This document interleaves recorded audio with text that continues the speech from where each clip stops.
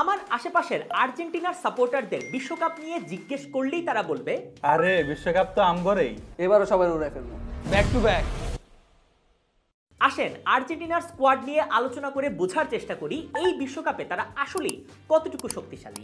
Goalkeeper পজিশনে আছে Emiliano Martinez, Rulli এবং মুসো। এমিলিয়ানো মার্টিনেসকে নিয়ে আলাদা কিছু বলার নাই, কতবার যে সে একাই সেভিয়ার হয়ে আর্জেন্টিনার জন্য পাগলা পারফরমেন্স দিচ্ছে তা জাস্ট অ্যামেজিং। অন্যদিকে মুসোর কথা যদি আমরা চিন্তা করি, অ্যাটলেটিকো মাদ্রিদের হয়ে he had a crucial season, full of confidence. আমার পার্সোনালি খুবই পছন্দের একজন কিপার।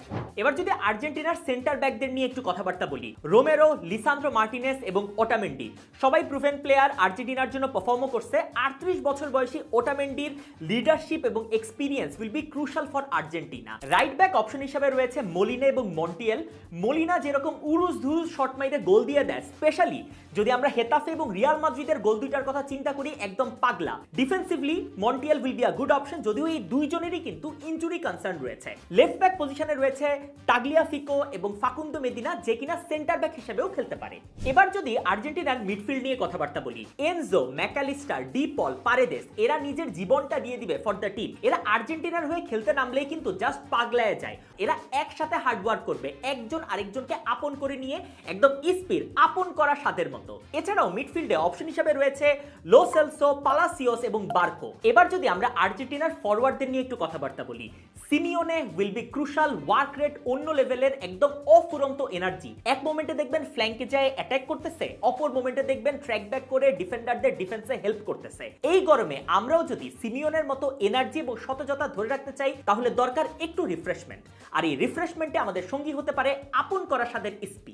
এক চুমুকেই সতেজ অনুভূতি, যে কোনো সময় যে কোনো জায়গায়। সাথে থাকলে স্পি, রিফ্রেশমেন্ট যে কোনো সময়।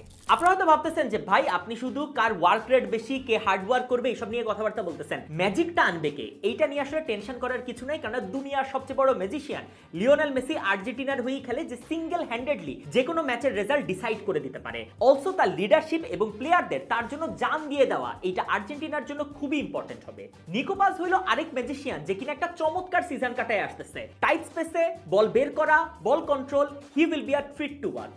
এবার যদি স্ট্রাইকারদের কথা চিন্তা করি, প্রথমেই আসে আলভারেজের নাম, ওয়ার্ল্ডের one of the top strikers. নিচে এসে সে যেভাবে লিঙ্ক আপ প্লে করে, যে শুটিং অ্যাকুরেসি এবং যে ওয়ার্ক রেট, জাস্ট অ্যামেজিং। এছাড়াও রয়েছে লাউটারো মার্টিনেস, যার কিনা ইন্টার মিলানের হয়ে লাস্ট সিজনে 30 গোলের কন্ট্রিবিউশন রয়েছে। একই সাথে লাস্ট কোপা আমেরিকার ফাইনালে গোল করে কিন্তু আর্জেন্টিনাকে সে জিতাইছিল।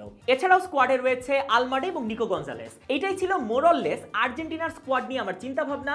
কোন জায়গার সাথে আপনি দ্বিমত পোষণ করেন কিনা এটা আমাকে কমেন্টে জানাইয়েন, আর ভিডিওটা ভালো লাগলে একটা শেয়ার দিয়ে দিয়েন। ধন্যবাদ।